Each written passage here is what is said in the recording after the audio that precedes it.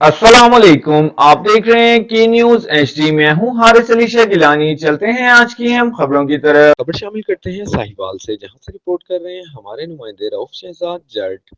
साहिवाल वफाकी वजीर बराए तखफीफ गुर्बत व समाजी तहफ़्फ़ुज़ पीर सैयद इमरान अहमद शाह वली ने गली इमाम बारगाह में पाउंड स्टोर का इफ्तिताह किया। इफ्तिताह के मौका पर समाजी वर्कर शहजाद खान, शेख उस्मान चौधरी, बिलाल, मलिक एहसान व दीगर दोस्त अहबाब ने शिरकत की। इस मौका पर पीर इमरान अहमद शाह वली ने कहा कि पाकिस्तान मुस्लिम लीग नून की हुकूमत अवाम की फलाह व बहबूद व सहूलियात की फराहमी को अवलीन तरजीह देती है। इन्होंने बताया कि कायद मियां मोहम्मद नवाज शरीफ के दौर में मुल्क भर में गरीब को रिलीफ फराहम किया गया। मैं अपने कायद की क़यादत में अवामी खिदमात का सफ़र हमेशा जारी व सारी रखूंगा। इन ख्यालात का इजहार इन्होंने पाउंड स्टोर के इफ्तिताह के मौका पर रिबन कटिंग करते हुए किया। आखिर में मुल्क पाकिस्तान और पाक फौज के लिए खसूसी दुआ भी की गई।